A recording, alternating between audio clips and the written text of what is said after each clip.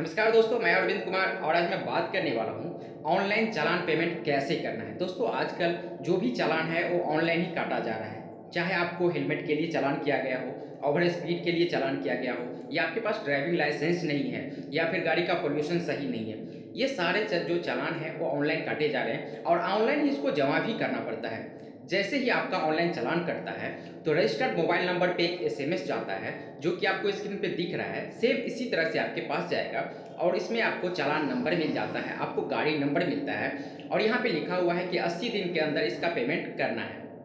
अगर आप 80 दिन के अंदर पेमेंट कर देते हैं तो फिर आप ऑनलाइन पेमेंट कर पाएंगे। आप अपने मोबाइल से कर सकते हैं या फिर किसी कंप्यूटर दुकान पे आप जाके कर सकते हैं। अगर आप 80 दिन के बाद पेमेंट करते हैं तो आप ऑनलाइन पेमेंट नहीं कर पाएंगे, फिर इसके लिए आपको कोर्ट में जाना होगा, पेमेंट करना होगा। तो चलिए आगे वीडियो में देखते हैं कि हम ऑनलाइन पेमेंट खुद से कैसे कर सकते हैं। इसके लिए आपके पास या तो मोबाइल होना चाहिए या फिर कंप्यूटर या फिर लैपटॉप है तो वहां से भी आप कर सकते हैं। प्रोसेस सेम रहेगा मोबाइल पे भी करने का और अगर आप कंप्यूटर पे करते हैं उसका भी। तो चलिए शुरू करते हैं इस वीडियो को। इसके लिए आपको अपने कंप्यूटर में किसी भी एक ब्राउजर को ओपन करना है। ओपन करने के बाद आपको सर्च बार में टाइप करना है, आपको यहाँ पे परिवहन, ध्यान दीजिएगा, परिवहन आपको सर्च करना है। जैसे आप परिवहन वाले लिंक पे क्लिक करेंगे, पहला जो आपके सामने लिंक आएगा इसी लिंक पे आपको क्लिक करना है। यहाँ पे आप ध्यान से देखिएगा, इसी वाले लिंक पे आपको क्लिक करना है। दोस्तों यहाँ पे आप जैसे ही क्लिक करेंगे तो क्लिक करने के बाद ये ministry of road transport and highway का जो है ये आपका वेबसाइट आपके सामने आ जाएगा। अब यहाँ पे ध्यान देने वाली यह बात यह है, यहाँ पे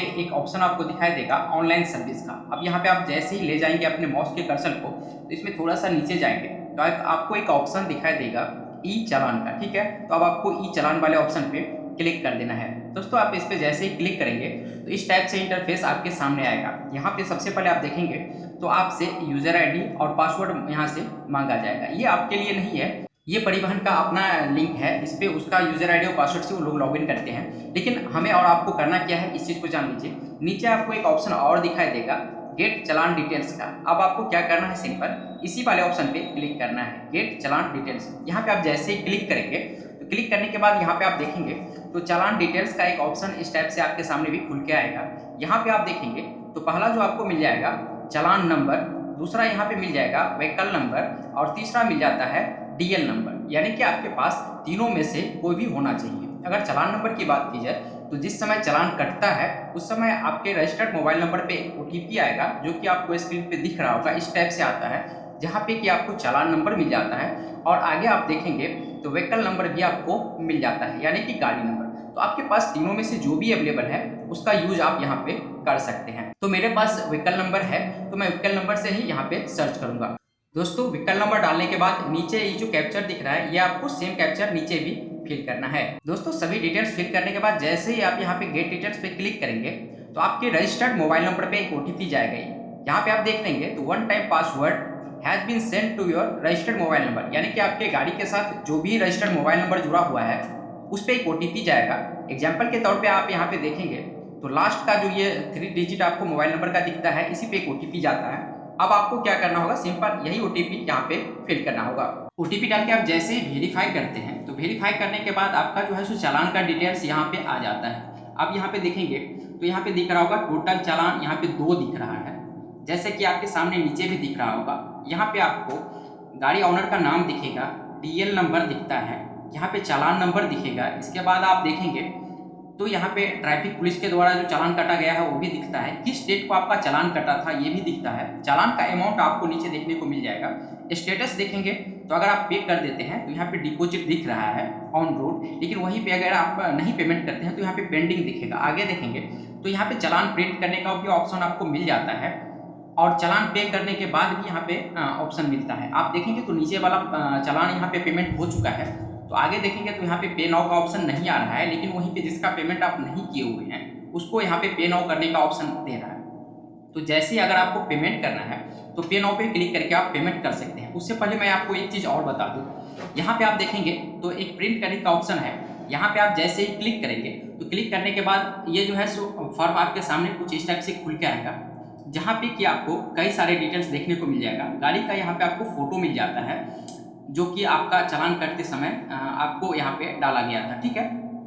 इसके बाद देखेंगे तो यहाँ पे आपको वाहन संख्या यहाँ पे देखने को मिल जाता है गाड़ी का, यानी कि टोटल डिटेल्स यहाँ पे आपको देखने को मिल जाता है। चालक का नाम, यहाँ पे कौन गाड़ी चला रहा था वो भी दिख जाता है।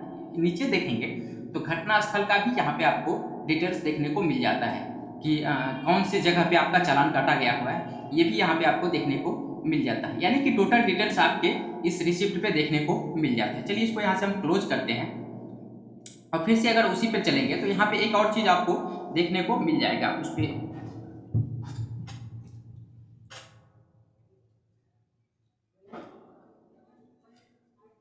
अब चलिए इसको हम सीधा पेमेंट करके दिखाते हैं आपको। तो यहाँ पे हम पे करने के लिए पे नाउ पे जाएंगे। जैसे हम पे नाउ पे जाएंगे तो इसके बाद देखेंगे तो इस टाइप से आपके सामने ऑप्शन आएगा। यहाँ पे आपको सेलेक्ट पेमेंट गेटवे का एक ऑप्शन मिलता है। यहाँ पे आपको सेलेक्ट करने के लिए बोला जा रहा है कि आप किस टाइप से पेमेंट करेंगे। यहाँ पे एक ही ऑप्शन आपको दिखाई देगा, इसको आपको सेलेक्ट कर लेना है। इसके बाद नीचे टर्म एंड कंडीशन को एक्सेप्ट करना है। एक्सेप्ट करने के बाद यहाँ से आपको कंटिन्यू पे क्लिक करना है। जैसे आप कंटिन्यू पे क्लिक करेंगे तो आपके सामने इस टाइप से एक डिटेल्स खुल के आएगा। ठीक है, अब यहाँ पे क्या करना है, यहाँ से आपको एयर सेलेक्ट कर लेना है। एयर सेलेक्ट करने के बाद आपको थोड़ा सा नीचे जाना है। नीचे जाने के बाद टोटल डिस्टेंस आपको दिख रहा है। यहाँ से आप पेमेंट जो है सो किस तरह से करना चाहते हैं ये आपको यहाँ पे दिख जाता है। जैसे कि एक हो गया ई पेमेंट और दूसरा है payment over the bank counter. अगर आप बैंक से भी करना चाहते हैं तो ये सुविधा है अवेलेबल, लेकिन आप ऑनलाइन पेमेंट करना चाहते हैं तो यहाँ से आप ई पेमेंट पे सिलेक्ट करेंगे। ई पेमेंट को सिलेक्ट करने के बाद यहाँ से आपको बैंक सेलेक्ट कर लेना है कि आप कौन सा बैंक से पेमेंट करना चाहते हैं। तो यहाँ पे आप जो भी बैंक आपके पास अवेलेबल है उस बैंक को यहाँ से आप सेलेक्ट कर लीजिए। इसके बाद यहाँ से कर देना है सबमिट। यहाँ पे आपको फिर से कई सारा ऑप्शन मिल जाता है। आप यहाँ से अगर नेट बैंकिंग से करना चाहते हैं तो आपके पास ये ऑप्शन है, लेकिन वहीं पे आप अगर आप कार्ड से करना चाहते हैं तो ये सारे ऑप्शन आपको देखने को मिल जाते हैं। वॉलेट का भी ऑप्शन यहाँ पे दिया गया है, वहीं आपको यूपीआई का भी ऑप्शन मिल जाता है। अब आपको क्या करना है, यूपीआई किससे करना है तो यूपीआई वाला ऑप्शन पे क्लिक कीजिए। इसके बाद डिटेल्स इस टाइप से आपके सामने आएगा, थोड़ा सा नीचे जाना है। इसके बाद अगर आप यूपीआई आईडी से पेमेंट करना चाहते हैं तो यहाँ पे यूपीआई आईडी वाला ऑप्शन सिलेक्ट कीजिए। लेकिन अगर आप क्यूआर कोड पे पेमेंट करना चाहते हैं तो आप क्यूआर कोड सिलेक्ट कर लीजिए। क्यूआर कोड आप जैसे क्लिक करेंगे तो आपके सामने क्यूआर कोड इस टाइप से आ जाएगा। अब आपको क्या करना है, अपने मोबाइल से क्यूआर कोड को स्कैन करना है और स्कैन करने के बाद आपको डायरेक्ट यहाँ से पेमेंट हो जाएगा। जैसे आप अपने मोबाइल में स्कैन करेंगे तो वहाँ पे डायरेक्ट ही अमाउंट फिल हुआ आ जाएगा। इसके बाद आपको पेमेंट्स डायरेक्ट करना होगा। ठीक है, तो आप फोन पे में जाइए, सारा डिटेल्स आप यहाँ पे चेक कर लीजिए और वहाँ से आपको पेमेंट कर देना है। आप जैसे ही पेमेंट करेंगे, पेमेंट करने के बाद यहाँ पे आपको सक्सेसफुल का एक रिसिप्ट मिल जाएगा। जैसे कि देख लीजिए, जैसे ही मैंने पेमेंट किया, your transaction status is successful. अब यहाँ पे हमको ओके कर देना है। ये फोन पे से जैसे आप पेमेंट करेंगे तो आपको इस तरह से आ जाएगा। ठीक है, और यहाँ पे आप देखेंगे तो यहाँ पे रेफरेंस नंबर आ जाता है, अमाउंट आपने कितना पेड किया है वो भी आ जाता है, और यहाँ पे मर्चेंट रेफरेंस नंबर आ जाएगा। और ट्रांजेक्शन स्टेटस देखेंगे तो ये सक्सेसफुल का भी ऑप्शन आ जाता है। वहीं आप साइड में देखेंगे तो यहाँ पे complete transaction with in next इतना मिनट का टाइम लेता है, लेकिन इतना टाइम आपको यहाँ पे नहीं लगता है। ठीक है, और जैसा कि मैंने आपको पहले ही बता दिया है कि ट्रांजेक्शन का डिटेल्स आप दोबारा लॉगिन करके भी देख सकते हैं।